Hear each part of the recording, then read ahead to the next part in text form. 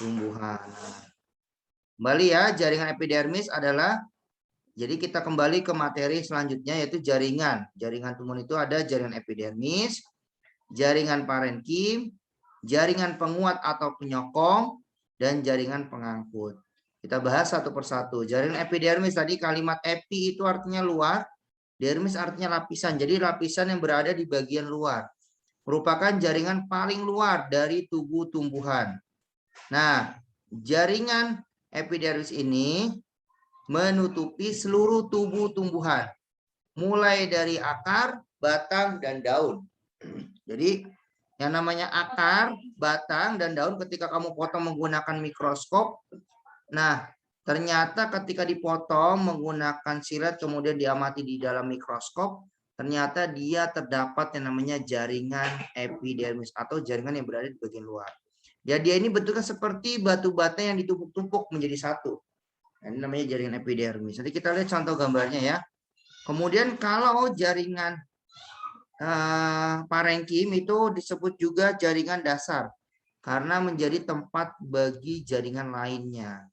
Jadi jaringan parenkim ini adalah jaringan dasar karena menjadi tempat bagi jaringan lainnya. Jadi dia ini sebagai tempat untuk berada di jaringan lainnya. Namanya jaringan parenkim. Nah, parenkim ini tersusun atas banyak sel. Ya, diantaranya parenkima berdinding tipis. Nah, ini jadi di sini banyak sel-sel yang berkumpul, yang saling berkelompok. Nah, ini berada atau ibaratnya banyak sel yang berada di dalam jaringan parenkim ya, dan dia juga berdinding tipis. Selain itu, jaringan ketiga namanya jaringan penguat atau penyokong, atau yang untuk menyokong untuk memperkuat akar batang tumbuhan supaya tetap tegak. Nah, ternyata jaringan penguat ini ada dua. Ada namanya kolenkim, dari jaringan kolenkim, dan juga ada jaringan sklerenkima atau sklerenkim. Nah, jaringan kolenkim ini merupakan jaringan yang memberi kekuatan yang bersifat sementara pada tumbuhan. Nah, jadi ada beberapa jaringan yang mempertahankan kekuatan sementara. Ya, biasanya ini jaringan yang masih muda ya, yang masih muda ini bersifat sementara, sedangkan sklerenkima ini jaringan penguat yang bersifat permanen. Jadi dia ini sudah mulai tua tapi lebih kuat. Contohnya tumbuhan yang masih muda ya, sklerenkima ini jaringan penguat yang bersifat permanen. Kemudian jaringan pengangkut. Jaringan pengangkut ini ada dua bagian. Nah, ini ada namanya silem dan floem. Jaringan silem ini adalah jaringan pembuluh kayu. Tersusun atas sel-sel memanjang yang sudah mati. Sel-sel tersebut ya saling menyambung membentuk suatu pembuluh. Nah, pembuluh inilah yang mengangkut air dan unsur hara dari akar menuju daun. Nah, jadi kalau ada air, ya, ada garam, ada pupuk yang diserap oleh akar, ya, maka yang berfungsi, yang bekerja pertama kali adalah jaringan pengangkut pada silem. Dia akan membantu mengangkut atau menyerap air dan garam mineral di dalam akar hingga ke batang, hingga ke silem batang, hingga ke silem daun. Nah, inilah bagian dari jaringan silem.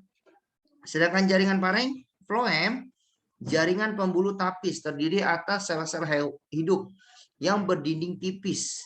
Floem berfungsi mengedarkan hasil fotosintesis. Foto artinya cahaya, sintesis membuat. Jadi membuat makanan dengan bantuan cahaya matahari dari daun ke seluruh tubuh tumbuhan. Jadi kalau floem ini didapat dari cahaya matahari atau cahaya lain seperti lampu ya.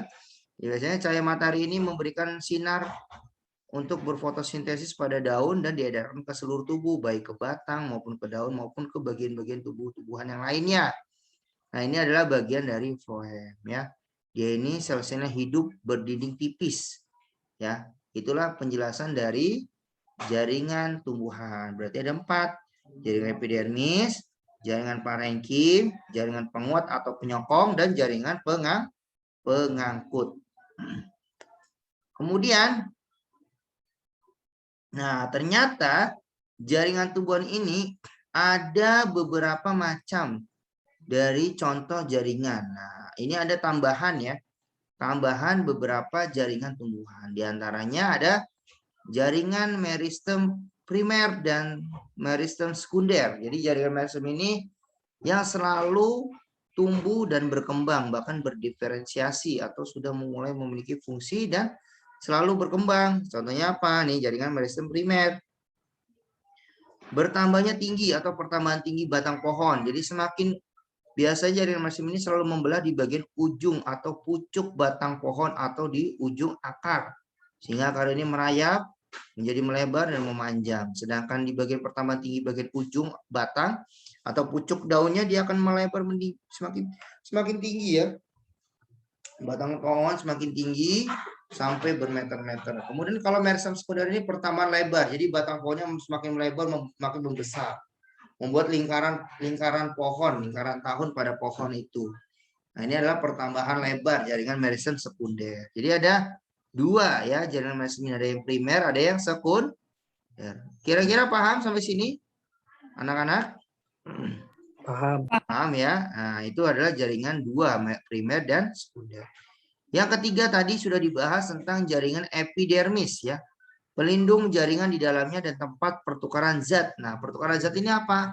Yaitu adanya suatu zat yang mampu mengalami pertukaran gas, baik oksigen yang masuk maupun karbon dioksida yang keluar, yaitu dengan bantuan organ stomata atau mulut daun. Nah, ini terjadinya pertukaran gas. Atau bisa juga mengalami penguapan atau kita kenal namanya transpirasi. Pernah kamu lihat pagi-pagi kamu lari di lapangan, tiba-tiba pagi-pagi lapangan itu rumputnya basah.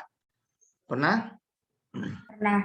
Nah, itu adalah salah satu bentuk dari transpirasi tumbuhan atau terjadinya penguapan air, sehingga kadar air yang di dalam tumbuhan itu semakin banyak di malam hari dan di pagi hari akan banyak sekali uap-uap di helaian daun. Sehingga ketika kamu menginjak rumput, kok rumputnya basah, berarti ini terjadinya penguapan air di malam hari. Gitu ya. Kemudian yang ketiga namanya epidermis atau pelindung. Jaringan pelindung tadi sudah dibahas. Yang keempat parenkima atau jaringan parenkim, tempat jaringan lainnya yang tumbuh dan berkembang. Kemudian jaringan penguat. Nah, ini tadi penyokong atau penguat tadi. Ya, ada kolenkim dan sklerenkim. Kalau kolenkim itu biasanya tumbuhannya masih muda dan contohnya ya. Contohnya kalau daun yang masih muda itu kan warnanya hijau ya. Semakin lama kalau sudah tua warnanya hitam, kepekatan sehingga sudah mulai layu. Nah, ini kalau yang masih kuat ini tumbuhannya masih kuat, batang pohonnya masih kuat, daunnya masih berwarna hijau. Biasanya ini termasuk tumbuhan yang jaringannya kolenkim, sedangkan sklerenkim biasanya tumbuhannya ini sudah mulai layu, daunnya sudah warna kuning ya, daunnya sudah warna coklat, sudah mulai berguguran, batang pohonnya sudah mulai gelap, sudah mulai hitam gitu ya. Nah, ini adalah bagian dari jaringan penguat. Kemudian lagi xilem dan floem ya. Xilem ini mengangkut air dan unsur hara dari akar menuju jalan. Jadi ketika air diserap oleh akar ya dan garam atau pupuk urea, kemudian diserap oleh akar hingga ke xilem batang hingga ke xilem daun. Nah, ini adalah bagian dari xilem.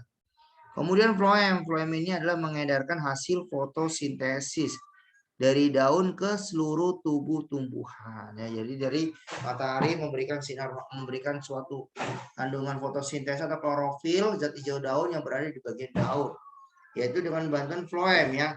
Ternyata fotosintesis ini berkaitan dengan sel. Selnya siapa? Selnya adalah plastida. Kemarin kita bahas ya. Plastida itu apa saja? Ada yang namanya kromoplas ya, betul ya? Kromoplas, apalagi? Masih ingat? Kromoplas, kloroplas, dan leukoplas ya. Ya, kloroplas itu berarti plastida yang berwarna hijau karena memiliki klorofil sehingga daun itu bisa berwarna hijau. Karena terjadi apa? Terjadinya proses fotosintesis oleh jaringan floem. Ingat itu namanya kloroplas. Nah, hasilnya adalah klorofil sehingga daun itu berwarna hijau. Sedangkan kromoplas adalah berwarna kuning karena memiliki pigmen xanthofil. Contohnya apa? Daun kalau sudah tua warnanya apa? Kuning kan? Ya, biasanya warna kuning. Nah, ini adalah namanya kromoplas. Jadi warna daunnya ini sudah berubah atau kita kenal namanya pigmen, perubahan warna. Perubahan warnanya namanya xanthophyll atau warna kuning. Sedangkan leucoplas berfungsi sebagai tempat cadangan makanan ya. Contohnya di bagian daun atau di bagian helaian daun tempat menyimpan cadangan makanan. Makanya tumbuhan ini salah satu unsur tempat penyimpan makanan yang lumayan banyak. Ya, kemudian kita kembali lagi ke jaringan phloem tadi ya, jaringan xilem dan jaringan phloem. Nah, ini ya tadi sudah dibahas tentang jaringan xilem dan jaringan phloem. Nah, ternyata kita masuk ke yang kedua, yaitu jaringan apa namanya? Jaringan Hewan. ya, jaringan hewan atau kita kenal animalia. Tadi kita bahas tumbuhan atau plante, kita bahas sekarang yang hewan atau animalia. Di mana jaringan hewan ini ada jaringan epitelium ya. Ada jaringan epitelium, ada jaringan otot, jaringan saraf dan jaringan penyokong atau yang membantu memperkuat tubuh kita tegak lurus, kemudian berotot, kemudian dapat bergerak dengan bebas, dengan leluasa. Ini dibantu dengan jaringan penyokong. Nah, untuk membahas jaringan hewan perlu diingat ya, jaringan hewan ini sama dengan jaringan manusia. Jadi manusia ini jaringannya sama dengan hewan. Maka kita dalam kategorinya adalah seperti hewan pada jaringannya saja ya. Jadi selnya sama dengan hewan, jaringannya juga sama seperti hewan. Jadi kita ini termasuk kategori ke dalam jaringan hewan. Nah, apa saja yang pertama? Yang pertama adalah jaringan epitelium ya. Jaringan epitel. Apa sih jaringan epitel? Jaringan epitelium berfungsi sebagai pelindung tubuh atau organ ya. Jadi kalau kita lihat kulit kita ini dilapisi oleh jaringan epitelium ya, berfungsi sebagai pelindung tubuh atau organ. Contohnya kulit ya. Atau organ tubuh kita pasti ada lapisannya. Nah, pelapis saluran kelenjar. Ya, banyak kelenjar-kelenjar yang terdapat di dalam tubuh manusia maupun hewan. Contohnya lah kelenjar air ludah. Air ludah juga termasuk kelenjar yang termasuk ke dalam jaringan epitelium dan penerima rangsangan. Nah, rangsangan ini contohnya adalah saraf. Ya. Saraf, sistem saraf atau impuls. Ya, kalau kamu menerima suara saya, mendengar suara saya, ini adalah salah satu rangsangan kamu sedang menerima sistem saraf bekerja. Misalkan kamu sedang mengambil pulpen. Nah, kamu secara tidak sadar atau secara sadar kamu ingin mengambil pulpen dengan tangan kamu. Sehingga ini adalah salah satu penerima rangsangan yang terjadi di dalam sistem saraf pada bagian jaringan epitelium. Kecepatan menjelaskannya atau paham sampai sini? Paham sampai di Paham sini. ya. Jadi Mister memang menjelaskannya agak memang cepat. Jadi supaya kamu juga lebih mudah memahaminya. Ya, kalau misalnya kecepatan bisa tanya atau bisa diulang kembali. Baik, yang kedua adalah jaringan otot. Jaringan otot ini ada 3 bagian. Dulu mungkin pernah dibahas ya, tapi di sini ada tentang jaringan otot ada 3. Ada otot polos, otot jantung, dan otot lurik. Nah, kamu harus tahu apa perbedaan dari setiap bagian dari otot tersebut. Nah, nanti kita bahas di slide selanjutnya.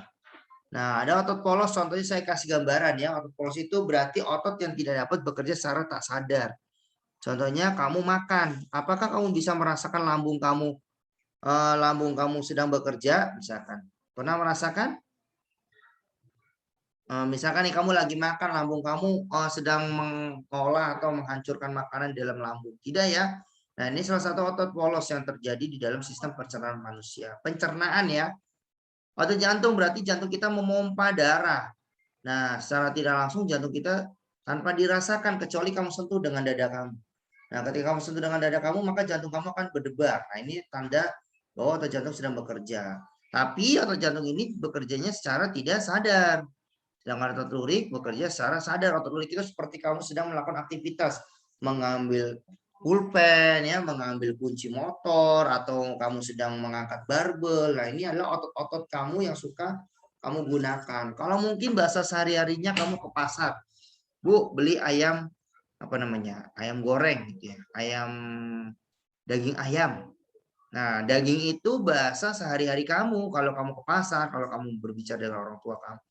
Tapi kalau bahasa sehari-harinya di bidang IPA itu istilahnya daging itu ya otot. Jadi yang kamu makan ini adalah otot hewan. otot manusia, otot ayam. Nah, ini salah satu perbedaan. Kalau di ilmu pelajaran IPA itu kita kenal namanya otot, tapi kalau di kehidupan sehari-hari namanya daging, betul ya? Pasti nggak mungkin dong kamu ya bilang disuruh ibu kamu beli, Bu beli daging ayam, pasti bilang Bu beli otot ayam. Emang ada yang bilang beli itu? Nggak ada kan? Pasti bilangnya apa? Daging Ayam. ayam ya, itu hanya bahasa kiasan, bahasa sehari-hari kamu yang kamu pahami. Padahal selama ini kamu makan otot ayam ya, yang selalu bekerja secara sadar. Karena kamu ingin melakukan sesuatu hal, misalkan kamu mengangkat batu, mengangkat ember terisi air. Nah, ini salah satu bukti otot lurik yang bekerja. Kemudian ada lagi jaringan saraf. Jaringan saraf ini tersusun atas sel-sel saraf neuron yang berfungsi menerima dan mengirim rangsangan. Nah, jaringan saraf ini atas sel-sel saraf neuron ya. Jadi sel-sel saraf kita ini selalu bekerja secara sadar ataupun tidak sadar. Contohnya kamu lagi tidur, pernah nggak lagi tidur tiba-tiba refleks kayak orang jatuh? Pernah. Pernah ya, ini salah satu sel saraf kita yang bekerja secara tidak sadar. Atau bahkan kamu kecapean, kelelahan, akhirnya kamu tidur secara tidak sadar, tangan kamu bergerak sendiri, refleks gitu ya. Nah, ini fungsinya sel saraf ini adalah menerima dan mengirim rangsangan. Contohnya, saya berbicara dengan Dava. Biasanya ketika saya bicara dengan Dava, Alvaro mendengarkan suara saya? Dengar. Nah, ketika Alvaro mendengar jawaban saya, maka Alvaro menerima suara saya. Nah, menerima rangsangan. Tapi ketika saya menyampaikan ke Dava atau ke Alvaro, menyampaikan ilmu gitu ya, nah ini namanya mengirim rangsangan. Sehingga kamu berdua bisa mendengarkan suara saya dari jauh. Begitu, itu adalah salah satu sel saraf kita yang bekerja secara sadar ya, ataupun tidak sadar tadi contohnya. Kemudian jaringan penyokong yang keempat. Jaringan penyokong adalah jaringan ikat. Jadi dari jaringan ikat, jaringan tulang rawan, jaringan tulang, jaringan darah, dan jaringan limfa. Jadi ada 4 jaringan yang terdapat jaringan penyokong dalam tubuh kita atau dalam tubuh hewan, sama ya. Ada jaringan ikat ya. Kemudian adalah jaringan ikat ini yang saling menghubungkan antara jaringan satu dengan yang lainnya. Biasanya banyak sekali jaringan ikat. Dan ada lagi jaringan tulang rawan. Jaringan tulang rawan ini biasanya terdapat di bagian tulang kita yang sangat lunak. Contohnya nih, ini namanya apa ya? Namanya daun telinga ya. Daun telinga ini termasuk jaringan tulang rawan karena melunak dan lentur ya, lentur atau elastisitas lentur. Atau misalnya hidung kita ini namanya cuping hidung. Ya, ini cuping hidung termasuk adalah bagian dari jaringan tulang rawan ya. Kemudian ada lagi bagian tulang leher kita, juga termasuk bagian tulang tenggorokan kita, termasuk tulang rawan. Nah, ini sangat lunak bahkan elastis ya. Sedangkan jaringan tulang, ada lagi jaringan tulang yang keras ya, juga termasuk ada tulang pipa ya, dan macam-macamnya. Ada jaringan tulang pendek, tulang tidak beraturan, ada lagi jaringan darah. Jaringan darah ini berarti ada 3 sel darah. Ada sel darah merah, eritrosit, sel darah putih namanya leukosit, dan sel keping darah namanya trombosit. Ada berapa tadi sel darah? Ada 3 ya. Apa aja tadi disebutkan? Sel darah merah. Ayo. Sel darah putih. Sel darah putih dan keping darah ya namanya. Nah, itu adalah jaringan ikat. Jaringan darah, jaringan darah. Kemudian jaringan limfa. Jaringan limfa ini sebagai bagian dari jaringan penyokong ya. Hasil dari metabolisme dalam tubuh kita yang sudah menghasilkan energi, kemudian dibuang atau disimpan di dalam jaringan limfa. Nah, ini adalah bagian-bagian dari jaringan penyokong untuk membantu memperkuat tubuh kita. Kalau tubuh kita ini tidak punya tulang, tidak punya otot, bagaimana kita bisa berdiri tegak? Bagaimana hewan itu bisa berjalan? Nah, ini adalah bagian dari jaringan penyokong. Nah, ini dia penjelasan dari jaringan hewan. Tadi sudah dibahas, ada jaringan epitelium sebagai pelindung gitu ya. Ada jaringan epitelium atau jaringan pelindung. Halo, terdengar suara saya? dengar. Ya, sebentar ya, tadi agak error misternya. Oke, kita lanjut lagi. Tadi ada jaringan sampai mana tadi? Nah, ini ya, jaringan epitelium atau pelindung tubuh atau organ melapisi saluran kelenjar dan penerima rangsangan. Contohnya ya, tubuh kita ini dilindungi oleh siapa? Ini namanya kulit ya.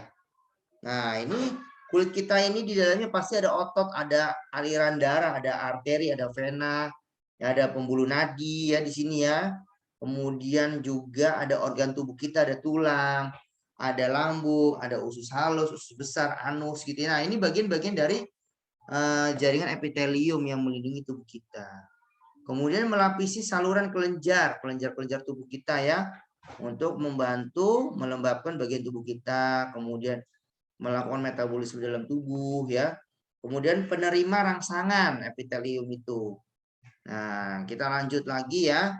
Setelah 40 menit mati nanti saya beri link yang terbaru, oke? Kemudian otot lurik.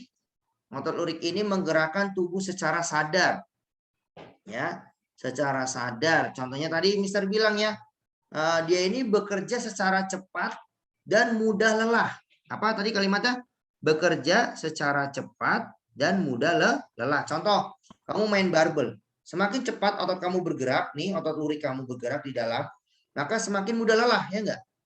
Naik barbel atau kamu lari maraton gitu ya. Nah, itu namanya otot lurik atau bekerja secara sadar. Karena kita sadari, saya mau ngangkat barbel nih. Olahraga terus, otot saya bekerja, secara sadar otak saya menerima. Nah, ini. Kalau otot polos, itu otot menggerakkan organ tubuh secara tidak sadar. Contohnya organ usus. Usus lagi mengolah makanan telah kita makan. Nah, apakah kamu bisa merasakan usus halus kamu bergerak? Tidak. Ya, ini secara tidak sadar. Nah, kemudian otot jantung. Ya, otot jantung ini memompa darah. Ya, jantung kita ini secara tidak sadar, kecuali kamu sentuh. Tapi sebenarnya jantung kita ini bekerja secara tidak sadar. Tapi perlu diketahui otot jantung itu bekerja secara tidak sadar dan dia kalau bekerjanya lambat tapi mudah lelah. Jadi kalau dia cepat mudah lelah, tapi kalau otot polos bekerjanya itu sudah lambat tapi tidak mudah lelah. Kalau otot jantung bekerja secara cepat tapi mudah lelah. Hampir mirip lah dengan otot lurik ya. Jadi itu beda-bedanya. Nah, ada saraf menerima dan mengirim rangsangan, tendon melekatnya otot ke tulang. Jadi kalau kamu pernah lihat daging atau otot ayam atau otot manusia itu melekat dengan tulang, ototnya melekat dengan tulang. Nah, ini namanya tendon. Apa namanya? Tendon. Apa namanya Alvaro? Namanya tendon ya. Kemudian kalau ligamen itu penghubung antara tulang. Misalnya tulang. Ini tulang dengan tulang. Ini tulang ada dua di sini. Tulang dengan tulang nih. Ini dihubungkan antara tulang yang satu dengan yang lain. Saling menghubungkan. Namanya adalah ligamen. Apa namanya? Ligamen. Kalau tulang dengan tulang, di tengahnya ada sendi nih. Sendi angsel. Ini sendi itu menghubungkan antara tulang dengan tulang. Tapi kalau ligamen itu satu tempat tulang begini, di dalamnya ada tulang lagi. Saling nempel, saling melekat. Saling menghubungkan, namanya ligamen. Ya, tulang menegakkan tubuh.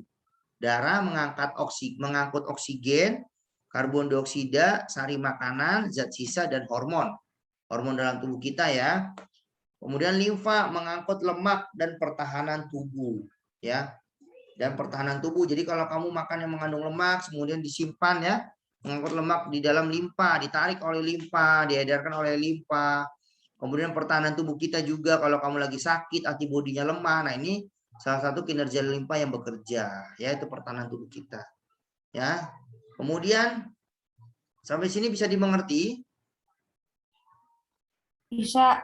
Bisa ya, itu adalah bagian dari jaringan hewan ya.